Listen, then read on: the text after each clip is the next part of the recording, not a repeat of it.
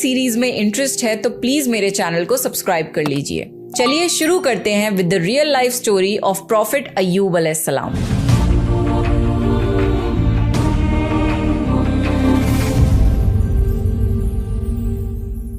अल्लाह ने अय्यूब अलैहिस्सलाम को सीरिया में कौम सूरान की तरफ भेजा।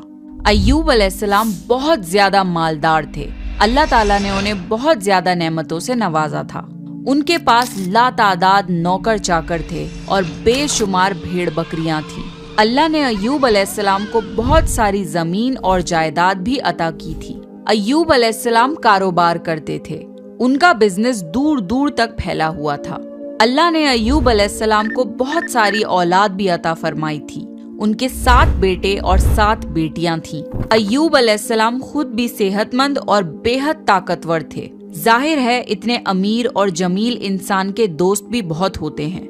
हर कोई अय्यूब अलैहिस्सलाम से दोस्ती रखना चाहता था। अल्लाह ने अय्यूब अलैहिस्सलाम को बेशुमार नेमतों से नवाजा था और रूए जमीन पर अय्यूब अलैहिस्सलाम नेमतों से मालामाल शख्स थे।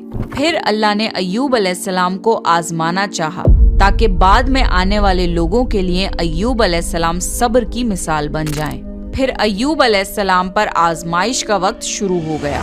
उनका सारा कारोबार बंद हो गया और सब माल खत्म हो गया। यहाँ तक कि अय्यूब अलैहिस्सलाम फकीर हो गए। अय्यूब अलैहिस्सलाम की जिंदगी ही में उनकी सारी औलाद मर गई। औलाद का खो जाना बहुत बड़ा गम होता है। अय्यूब अलैहिस्सलाम के 7 बेटे और 7 बेटियां उनके सामने फौत हो गए। यही नहीं, उनके सारे जानवर और मवेशी भी हलाक हो गए। इसके साथ साथ अय्यूब अलैहिस्सलाम से उनकी सेहत भी छीन ली गई और वो शदीद मर्ज में बीमार रहने लगे। बीमारी इस कदर शदीद थी कि अय्यूब अलैहिस्सलाम चलने फिरने से भी माजूर हो गए, यानी पैरालाइज हो गए। उनमें उठने तक की सलाहियत नहीं बची, यहाँ तक कि उनकी बॉडी के मसल्स घुलने लगे।